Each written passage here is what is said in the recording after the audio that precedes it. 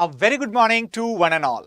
Welcome to StudyIQ IAS English. My name is Abhishek Singh and today I am here before you to present a very interesting topic for all of you to understand the nature of relations which is shared by India and China. So the topic is the Simla Convention. We will be talking about all the facts and important features, and also we will try to understand the nature of the McMahon line and also the disputes related to the McMahon line.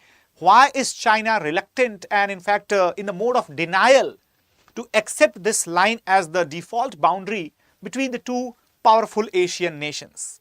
So welcome everybody once again to the session and let us proceed further. But let me tell you one thing, that before proceeding, it is essential to understand that those aspirants who are preparing for the examination of 2024 for the civil services conducted by UPSC, you can join our courses by subscribing to these courses which are offered in the English and Hindi medium. So the date for the admission, that is going on because the batches are going to start in the morning, and the date for the starting of the batches, that is 10th of July, as you can see. So you can avail all these courses informations by using the code ASR Live. And let me tell you one thing, this code ASR Live is going to give you a great benefit because this course, which is originally 70,000 rupees, this is available to you just at rupees 29,999 rupees. But what is that you have to do? You just have to use this code ASR Live. So the link etc. are given in the description box. You can go and check it there. Now, moving to the topic, Simla Convention. So, what is the meaning of this Simla Convention? Why was it signed at Shimla? First of all, the question arises in the mind. Exactly, let me tell you that Shimla used to be the summer capital of the British India Empire. And in the year 1913,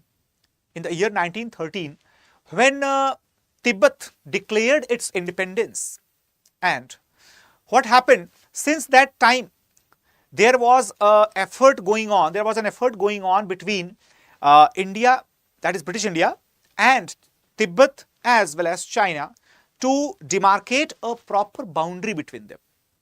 So what happened in the month of April 1914,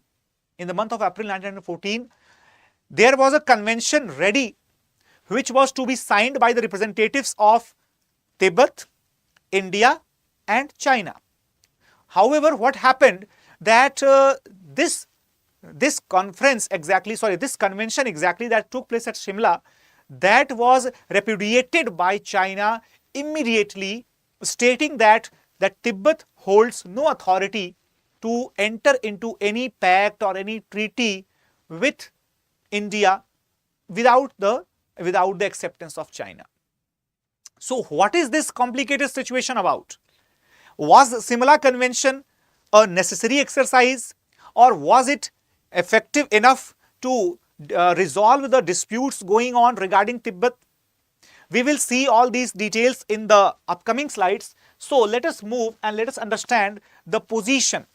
So as you can see, this map of India, this portion of Jammu and Kashmir, which is called as Aksai Chin, this is annexed by China.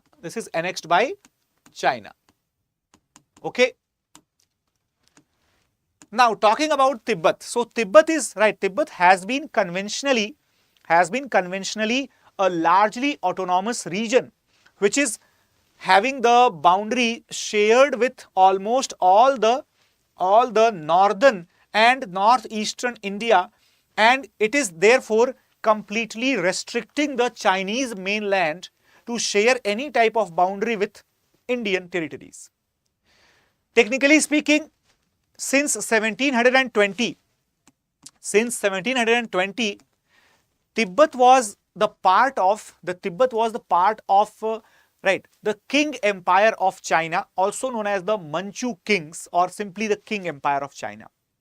Since that time, Tibet had been a largely autonomous region but under the suzerainty of the King Empire of China. Okay. But if we are supposed to understand that what exactly happened which led to this treaty, so let me tell you that the King Empire the Qing Empire that was, right, the Qing Empire that was weakening rapidly. It was losing its strength, and therefore both Russia, right, both Russia and Britain, they had started their diplomatic exercises, their efforts through the military or through the diplomatic interventions, which is called as the Great Game, right? This is what we call as the Great Game. Why so? Because this was the game going on between the two superpowers of their time.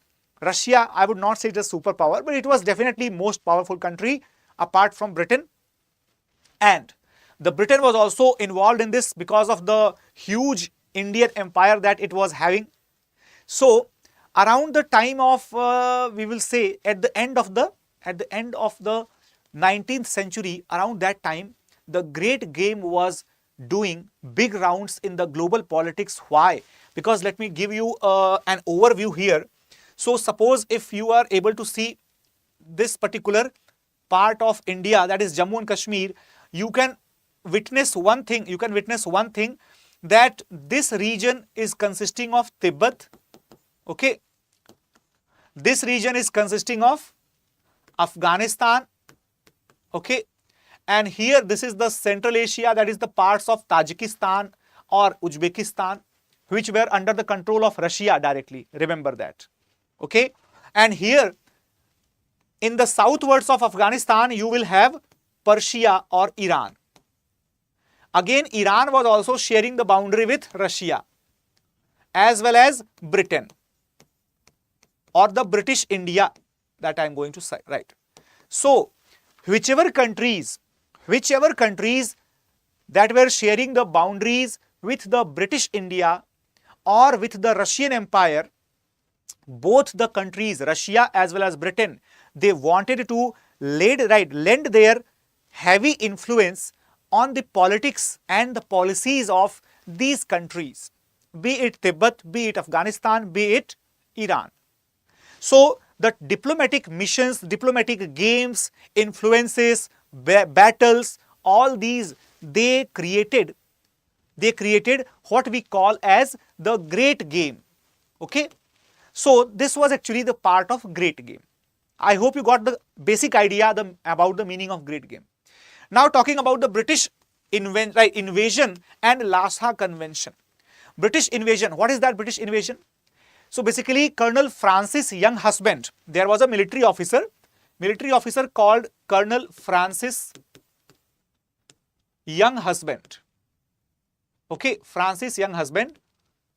So Colonel Francis Young Husband, he led an expedition to Lhasa and wanted to punish the Tibetan leadership because they were not allowing the favorable treaties, they were not allowing the favorable treatment to the British convoys of the traders, and therefore this was actually a type of exercise done to teach a lesson to the Tibetan leadership. What happened? Tibetan leader Dalai Lama, not this one but the previous one, Dalai Lama fled and took shelter at China, okay, at the Chinese capital. So after that, what happened? The Dalai Lama, as he had the tendency that his life had to be secured, so Tibet was not annexed, but it was subjected to a humiliation, right? That is called as the Lhasa Convention. Under this convention, the British were given the preferential treatment at Tibet, not just in the terms of you can say trade rights or the and the transportation rights, but also in the terms of political and geopolitical influences. All right. So this was something which was not liked by China.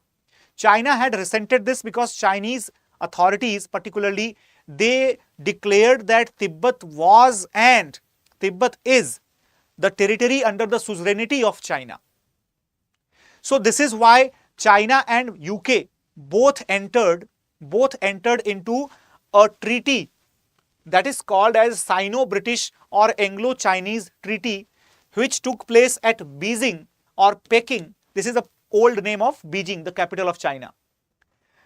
This treaty was in relation with Tibet. In 1906 it took place, and by this treaty what happened?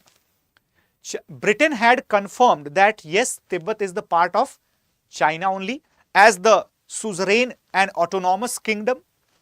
However, the conditions were also put that China will not interfere into the internal matters of Tibet.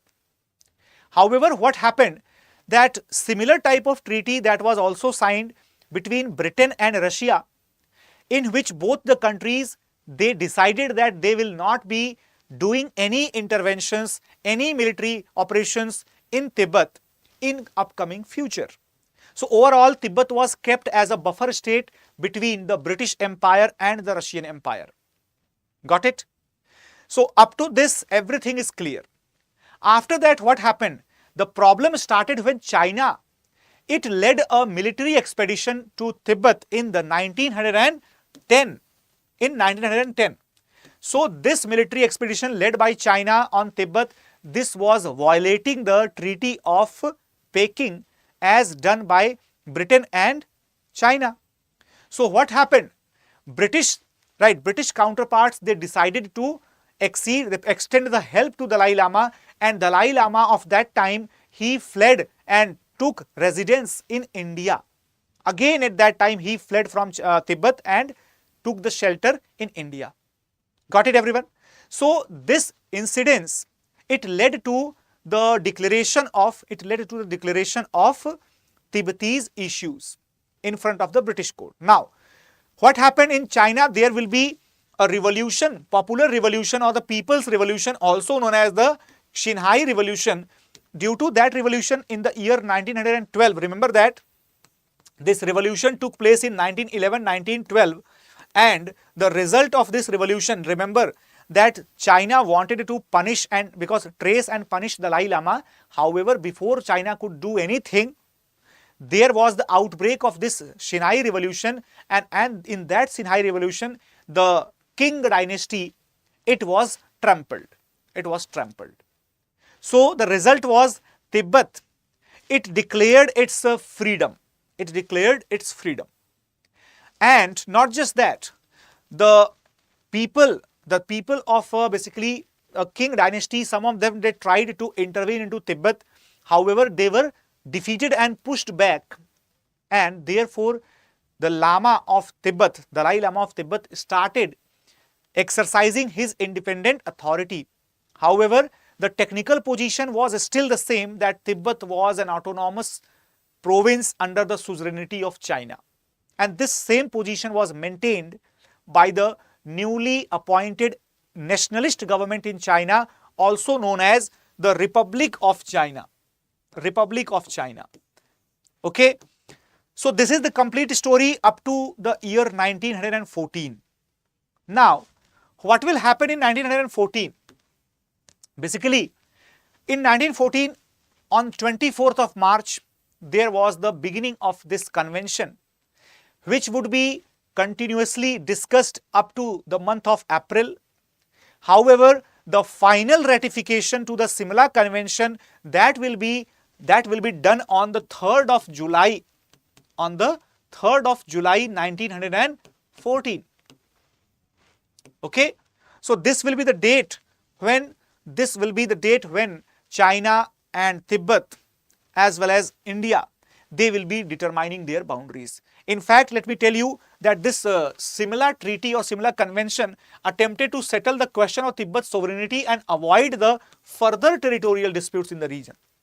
Right? So Tibetan government, it sent its representative. Who was the representative of the Tibetan government? It was the Palzor Dorji Shatra. Then Britain was represented by Sir Arthur Henry McMahon, who was the Foreign Secretary of British India at Delhi. And China was represented by its representative Yuan Chen. So this treaty, what did it do? This treaty divided the Buddhist region of Tibet into outer Tibet and inner Tibet. Remember, the inner Tibet will be under the direct administrative control of China, and outer Tibet, that will be controlled by the government of Tibet located at Lhasa under the suzerainty of Chinese government. However, the conditions were very clear that China or the government of China was not allowed to intervene or interfere into any internal matters of Tibetan administration. Right, everyone?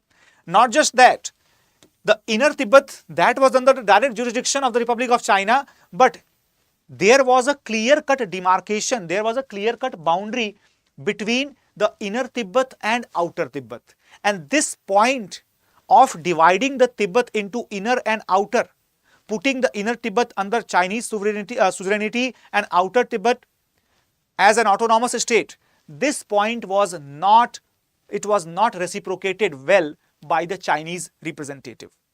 So he started to repudiate this particular provision. Let me tell you that there were a total of 11 articles,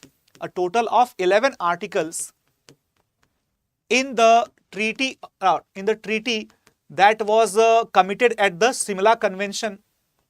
Okay, out of the 11 articles, the 9th article was not acceptable, right? 9th article that was not acceptable to China. Okay, so what happened? Since China did not accept the position initially, so the result was that once again the efforts of the negotiation that started. In fact, Britain continuously insisted China to come back to the tables so that all the three stakeholders could determine the technical position of the boundary. But let me tell you the ironical situation here, that the three stakeholders, they should have been India, China and Tibet. But the ironical point is that India herself was represented by a foreign occupant, right, who was none other than Britain himself. So this is why China, it was continuously trying to repel this imposition, stating that it was simply a one-sided reposition, or it was simply, you can say, an imperialist design. China has continuously tried to repel the McMahon Line's position, even today also. Okay. Now, after that, what happened? That the McMahon Line that was born on the March 24th, 1914 during the Simla Convention, as we say that, McMahon Line actually delimited the respective spheres of influence of Tibet and British India in the Himalayan region, eastern Himalayan region. Remember, the greater boundary of the northeastern India that is shared with China, what we technically call it as the Arunachal Pradesh, that particular region, starting from the corner of the Bhutan, up to the region of Arunachal Pradesh, this demarcation of boundary is called as the McMahon Line. If you are supposed to see this picture, okay, you will realize what am I saying, that, see, this is the point from where McMahon Line is starting. This is the point called as the Namkha Chu. Okay, Namkha Chu. After that, this is extending all over the regions, okay, including the areas of Assam, then Arunachal, and completing up to the point of Dichu. Okay, this is the end of the point of the McMahon Line. Okay, everyone. So I hope you got a clear idea that where is the McMahon Line located. Later on, the boundaries shared between India and China, even on the frontiers of Uttarakhand, or on the frontiers of Himachal Pradesh, or in the Ladakh region, even those boundaries were international boundaries. However, the boundary line which is shared between India and China in Ladakh region, this particular boundary, or in Himachal, this particular boundary, they are called as the line of actual control. What are they called as? Line of actual control. So some of you might be thinking that I have said the Himachal region by mistake. No, even a small area in the Himachal, in the northern Himachal as well, that is also sharing the boundary with China under the LAC, right? Rest of the Himachal or Uttarakhand, they share the boundary under the proper border. However, LAC exists not just in Ladakh region but also partially in the Himachal region as well. Okay, Now, I hope you got this clear idea. So, if we have to understand it, so this is the total length 890 kilometers border from the corner of Bhutan to the Isuraji Pass of the Burma border. That was basically the actual position or the length of the McMahon line. But there were a few exceptions like the Tawang. So, if you have to see this map once again, okay, so this Tawang region, okay, Tawang region, that should be technically the part of the Tibet, right? Why so? Because the treaty suggested that Himalayan region that should work as a natural frontier. However, the British authorities were also very sure that Tawang is such an area which is connected with the Assam Valley, and remember that the Assam Valley was under the direct control of the British rule. So therefore, British thought that if Tawang region will be given to Tibet or subsequently to China, therefore the Chinese suzerainty will be extended up to the doors of the British territory of Assam. Therefore, they had this intention to create the region of Tawang as a buffer. And in fact, let me tell you the technical position that before 1959, there was hardly any deployment of the forces in the Tawang region in the Arunachal area, either by the British Indian forces and Indian forces or by the Chinese forces or Tibetan forces. There was no such military deployment in that area. It was a type of no man's land. And this has been a very old Chinese strategy that in the no man's land, they would start the military interventions, they would exceed their frontiers, they would try to intervene into your region, and then they would be sitting on your area negotiating with you that which is the actual position. So there was no dispute. The dispute was created by the Chinese policies. Okay.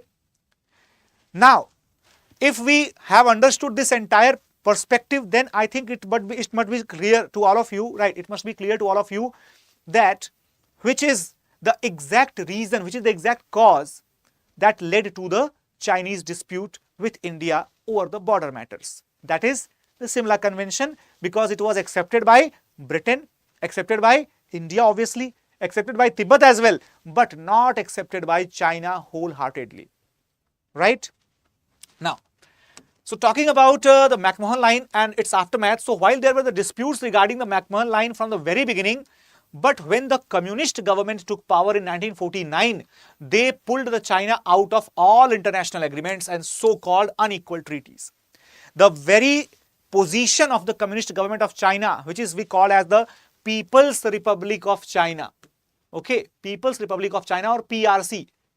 So the PRC, that is the current regime in China, they had pulled China out of all the unequal treaties signed internationally with the Chinese government of the previous times.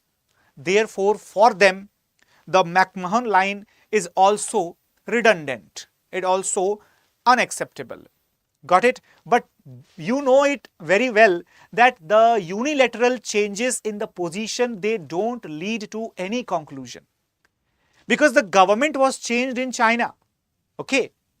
However, the world governments, they were the same only, they were the similar things. So, if China does not recognize any international treaty, then it should not affect the position, or it should not affect the status quo of that particular treaty. Right? Technically correct, but China thinks that since China had withdrawn from the treaty stood neglected. Okay. So, what happened? In fact, China declared treaty null and void. What happened? That after this particular exercise of intervening into the Tibet in the very next year of the revolution in the 1950 itself, and then controlling the Tibetan regime for the next 9 years, and the exit of Dalai Lama from Tibet to India in the year 1959 after a revolt broke out in Tibet against the Chinese imperialism, then the position of China hardened over Tibet against India. In the year 1962, this was a war, Sino-Indian or Indo-Chinese war, that was China was able to quickly overpower India and make deep inroads into the Indian territory across the McMahon Line. However, the forces retreated back. Some people think that China or Chinese forces were, they were generous enough to retreat back. No, because the Chinese had very less firepower left to continue their operations in India, and at the same time, the Chinese intervention, if it was not quick and lightning, that would have led into the escalation of the matter, because Indian armies, they were asking for the Air Force interventions, and by that time Air Force interventions were not ordered by the government. And remember that even US and USSR were also having the close eyes on that matter, and had China not pulled back, that would have escalated the matter probably to a much greater levels, right? So this was simply a strategy of China to declare the supremacy in that region, which it did successfully and unfortunately for India. I hope that this you can say analysis makes everything clear to all of you, that what exactly is the McMahon Line and what exactly was the technical position of China or India as well. After that, there has been a continuous position of dispute. Let me tell a very clear thing, that in 2002, during the you can say diplomatic operations between China and India, finally the government of India had accepted, in 2002-2003 session of the parliamentary work, government of India had accepted the technical position of Tibet as a autonomous region of China, and in return of that, China had given up the claims over the region of Sikkim. But the position regarding the Arunachal Pradesh, its boundaries with China, that still remains disputed as per the Chinese version. Why? You must have seen such type of news where China continuously protests or lodges the protests against any visit of the Indian leaders, Indian Prime Minister or any other ministers into the territory of Arunachal Pradesh, right? However, India has always maintained the position that Arunachal has been an integral part of Indian territories. So, technically speaking, that both of the countries, they have entered into a long driven dispute because of the Simla Convention, and therefore it becomes the point of origin which reshaped the Indian history forever. Even today it is affecting the Indian diplomacy, Indian foreign relations with China. So guys, I hope that this small session over the facts and features and the treaty of India and China over the Simla convention that actually took place for the boundary decision, that must have made some senses to all of you. And if you are willing to gain such more sessions and you are trying to fulfill your dream of UPSC for 2024, then you can join our courses, that is Prelims to Interview, basically P2I batch we call it as. Here we are providing the batches in the English medium as well as in the Hindi medium, and there is a batch in the bilingual as well, that is called English medium. Okay. So all these things will be giving you a lot of benefits in the courses, because the details etc. are given in the comment box. You can go and click that link. You can also find out the details etc. provided there. And this entire course is costing rupees 70,000, but if you are using this code ASR Live, that is my faculty code, that will be giving you the benefit of this code, that is just rupees 29,999 rupees will be the fees of this entire program. So guys, do not delay it further and join these courses, because the batches are going to start from 10th of July, and these batches will be the morning batches. So the students who are willing to join, they can simply go and click the link given in the description box. So take care guys. Thank you so much for watching it, and I hope that this session I hope that this session might have created some great impact on you. So thanks a lot for watching it. Take care, guys, and Jai Hind. Thank you so much.